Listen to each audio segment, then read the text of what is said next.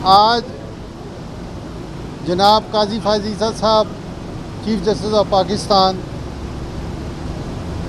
के साथ Pakistan bar council और सुप्रीम कोर्ट बार कौंसिल के मेंबरान मिले और काजी फायज़ ईसा साहब ने ही ये मीटिंग कॉल की थी और हमने पहले से अपनी गुजारिशात उन्हें की थी कि हम मिलना चाहते हैं और अपने कोई मामलात या प्रॉब्लम जो हैं वो फ़रोग़ करना चाहते हैं, जिस पर हमने मीटिंग की और अपने अपने जो प्रॉब्लम जनरली ज़्यादा पब्लिक लिटिगेंट्स जो हैं वो फेस कर रहे हैं, जिनके केसेस अरसे से नहीं लग रहे या जो अर्जेंट सुनने वाले मैटर हैं वो भी नहीं लग रहे, और जो दरख्वास्तें दी जाती हैं कि अर्ली हेयरिंग के लिए या अर्जेंट हेयरिंग के लिए, तो वो भी नहीं सुनी जा रही थी, जिस पर काजी साहब ने हमें सुना और अपना फ़ैसला वो अभी देंगे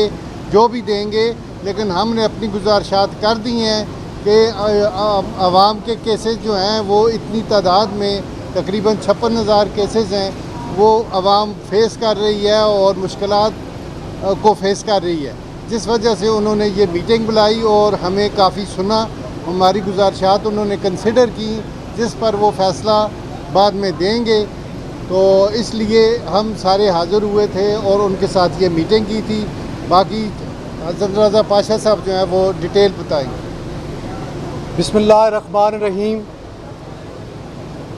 सबसे पहले आप दोस्तों का शुक्रिया कि आपने हमें मौका फराहम किया। आज मैं समझता हूँ कि एक तारीख़ी दिन है। नए चीफ जस्टिस साहब ने खुद इस ख्वाहिश का इज़हार किया कि वो पाकिस्तान की बार के जो इलेक्टेड नुमाइंदे हैं उनसे मिलना चाहते हैं और उनसे तजावीज़ लेना चाहते हैं।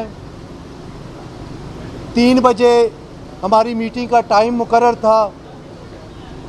सीनियर प्यूनी जज तारक मसूद साहब भी वहाँ पे मौजूद थे।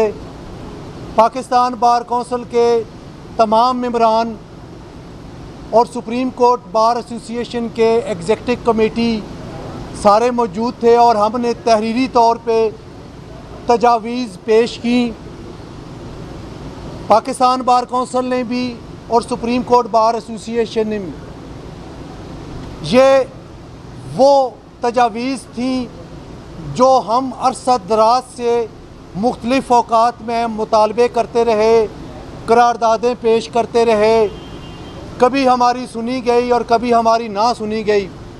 लेकिन इंतहाई अच्छे माहौल में मोहतरम चीफ जस्टिस साहब और सीनियर प्यूनी जज सरदार तारक मसूद साहब ने हमारी तजावीज़ सुनी, कमेंट्स भी किए और एक कमेटी तश्कील दे दी गई जिसमें सुप्रीम कोर्ट के जजेस और पाकिस्तान बार कौंसिल की तरफ से एक नुमाइंदा और एक नुमाइंदा सुप्रीम कोर्ट बार एसोसिएशन की तरफ से होगा, जिसकी मीटिंग बहुत जल्दी मुनक्कद होगी, चूँकि प्रायोरिटी बेसिस पे ये फ़ैसला करना चाहते हैं।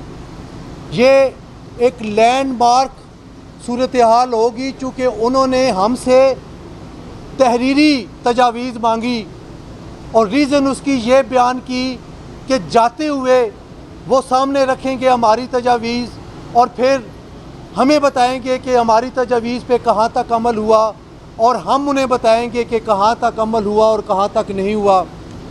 अल्हम्दुलिल्लाह जो पाकिस्तान के लिटिगेंट्स हैं, आम लोग हैं जिनके केसेस अरसा दराज से फ़िक्स नहीं होते, उसके लिए पॉलिसी बनेगी। जो अर्जेंट नोयत के केस हैं उनके लिए पॉलिसी बनेगी। जो फौजदारी डेथ सेंटेंस वाले और लाइफ इम्प्रिजनमेंट वाले हैं उनके लिए बनेगी। जिनकी कीमती जायदादें ये केस ना फिक्स होने की वजह से कब्ज़े हो जाते हैं उन हवाले से बनेगी। तो आपको इंशाल्लाह एक मेकनिज़म नज़र आएगा और सुप्रीम कोर्ट पूरी मुआवनत करेगी कि वो एक पॉलिसी बनाए, एक सॉलिड पॉलिसी जो कि ऐसी होगी कि ना सिर्फ यहाँ तक रहे बल्कि अगर ये रिटायर जब होंगे तो उसके बाद आने वाले भी इस पर अमल दरामद करेंगे। हमें पूरी तवक्को है और बड़े पॉजिटिव हैं हम कि आज उन्हीं के कहने पे हम हाज़िर हुए और उन्हीं के कहने पे हमने तजावीज़ पेश की जो कि इन राइटिंग थी और जिनका उन्होंने वादा किया कि वो पूरा करेंगे। तो पाकिस्तान की आवाम के लिए हमारा ये पैगाम है कि सुप्रीम कोर्ट ऑफ पाकिस्तान आपके मसाइल को हल करना चाहती है, डिटरमिन है, कमिटेड है और हमें पूरा यकीन है कि बार एसोसिएशंस और बार काउंसिल जो तजावीज़ देंगी उस पर वो अमल करेंगे। बल्कि मैं आपको ये बताता चलूँ कि मोस्ट ऑफ द पॉइंट्स ऐसे थे जिन पे उन्होंने एग्री किए कि जनाब बिल्कुल ठीक है। तो हमें पूरी तवक्को है कि पाकिस्तान के अवाम का भला होगा और जो बहुत सारे केस पेंडेंसी चली आ रही है वो बहुत जल्द ख़त्म होगी और अच्छा मैसेज कन्वे होगा। Thank you very much. Hasan Raza साहब, इमरान खान के दौर में सिविल प्रोसीजर कोड और क्रिमिनल प्रोसीजर में जो तरमीम की गई थी उसके ख़िलाफ़ वकीलों ने हड़ताल कर दी थी और वो भी जल्द इंसाफ के लिए बहुत ज़रूरी थी। तो ये तासुर क्या गलत है कि वकील खुद सबसे बड़ी रुकावट है जल्द इंसाफ में?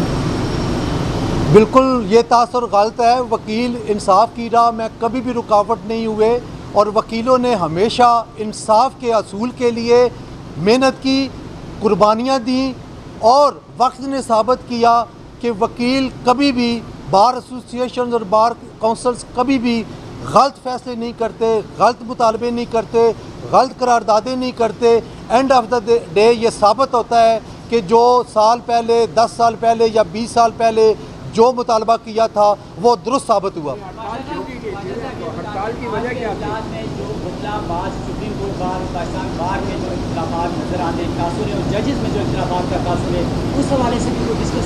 देखें, बहुत खूबसूरत बात मैं आपको बताने जा रहा हूँ। सुप्रीम कोर्ट बार ने अपनी तजावीज़ दी, पाकिस्तान बार काउंसिल ने अपनी तजावीज़ दी और आलमोस्ट 80 to 90% एक जैसी थी। हमने कोई आपस में डिस्कस नहीं किया था। इससे साबित होता है कि बार के जो नुमाइंदे हैं वो असूल इंसाफ के लिए उनका गोल एक ही है और एक ही मंजिल है। इंतखाबात के हवाले से भी गुफ्तगू हुई 90 दिन में इंतखाबात कराने। देखिए, हमारे सामने जो 2 जजेस साहबान थे उनका आपस में बड़ा इत्तफाक था। जनाब चीफ जस्टिस साहब और सीनियर अटॉर्नी जनरल सरदार तारक मसूद साहब, उनमें आपस में एक नज़र आ रहा था कि वो एक पेज पे हैं। और इसके अलावा एक और ना तो किसी इलेक्शन की बात हुई, ना किसी को पॉलिटिकल हवाले से बात हुई, चूँकि सिर्फ एक एजेंडा था कि कोई ऐसी पॉलिसी, कोई ऐसा मैकेनिज़्म तश्कील दिया जाए जिससे इंसाफ का जो असूल में रुकावटें हैं उनको दूर किया जाए। ये सिर्फ सुप्रीम कोर्ट की हद तक होगा? नहीं, चूँकि सुप्रीम कोर्ट का मामला था, हाई कोर्ट कानून और आइन के मुताबिक हाई कोर्ट चूँकि सेपरेट एंटिटी है, उनका सेपरेट आइनी इदारा है, तो कोई भी अगर हाई कोर्ट के हवाले से बात होगी तो मुतलका हाई कोर्ट में होगी। चूँकि ये सिर्फ सुप्रीम कोर्ट की हद तक था, इसलिए हमने अपनी तजावीज़ सुप्रीम कोर्ट के केसेस के हवाले से की। 184(3) के हवाले से भी बात हुई, लेकिन उसमें चूँकि केस पेंडिंग है और उस पर ना हम कमेंट करना चाहते हैं और ना यहाँ चीफ जस्टिस साहब ने कमेंट किया। कोई इंतखाबात के हवाले से नहीं बात हुई, चूँकि हमने सुप्रीम कोर्ट में वर्किंग के हवाले से बात की है, इसके अलावा और कोई बात नहीं। साहब, 2 सवाल हैं सर। एक तो ये बताएं, आपने कहा कि कोई कमेटी तश्कील दी गई है जजेस की तरफ से, कौन कौन से जजेस हैं? वो एक कमेटी ऑलरेडी बनी हुई है, नई कमेटी नहीं बनेगी। अलबत्ता उसमें जो 2 एडिशन हुए हैं, एक पाकिस्तान बार काउंसिल का रिप्रेजेंटेटिव होगा जिसको पाकिस्तान बार काउंसिल जो है वो मुकर्रर करेगी, और एक सुप्रीम कोर्ट बार एसोसिएशन का रिप्रेजेंटेटिव होगा जिसको executive committee supreme court bar मुकर्रर करेगी। दूसरा सवाल सर ये है कि जजेस के खिलाफ जो शिकायत पेंडिंग है कि उसके ऊपर भी आपने कोई बात की है? जी, उस पर भी हमने बात की है। वो भी वक्त आने पे, चूँकि वही कमेटी डिसीजन लेगी कि उसने उनको किस वक्त टेकअप करना है। चूँकि ये सारा कंसेंसस के साथ हुआ है तो वो कमेटी ऑलरेडी बनी हुई है, हमें नहीं पता कि कौन जज साहबान है।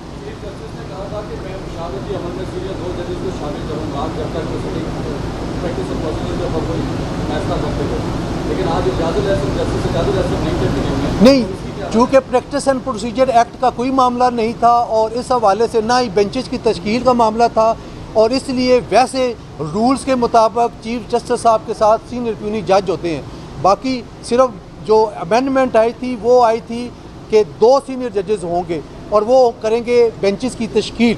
चूँकि बेंचेस की तश्कील का मामला ज़ेर बहस नहीं आया, और इस वजह से नहीं आया कि ऑलरेडी उसकी कॉग्निजेंस सुप्रीम कोर्ट ने ली हुई है, और आपको पता है practice and procedure bill act जो है वो अंडर कंसिडरेशन है, इसलिए उस पर ना उन्होंने बात की ना हमने बात की। अच्छा अफसर साहब, ये बताएं कि कोई आदाद-ओ-शुमार आपने सुप्रीम कोर्ट से मांगे हैं कि सुप्रीम कोर्ट में कितने पुराने मुकदमात थे और कब से वो पेंडिंग है, और कितने जो है जजमेंट रिजर्व हैं जो जज फैसले लेके नहीं रहे? ये आदाद-ओ-शुमार सुप्रीम कोर्ट ने देने का वादा किया है? चूँकि इस वक्त उनके पास कुछ नहीं था, जो रिज़र्व जजमेंट्स हैं वो भी अभी सामने नहीं आई, लेकिन ये हमने ज़रूर अर्ज़ किया था कि जो केसेस जजमेंट रिज़र्व हो गई हैं इन पे भी आप, तो ज़ाहिर है वो आप मंगवाएंगे, देखेंगे कितनी है, क्योंकि इस वक्त वो इस हवाले से उनके पास डाटा नहीं था, इसलिए फिर आगे बात नहीं चली, लेकिन हमारी तजवीज़ में ये शामिल है। Thank you sir. Thank you very much. जी नहीं, मना नहीं किया गया। एक मिनट, अगर मना किया गया होता तो हम यहाँ नहीं होते। हमने देखे जो फाइनल डिसीजन है, जो फाइनल ऑब्जर्वेशन है, उसके मतलब कमेटी की हद तक हमने कह दी है, वही करेगी जो करेगी।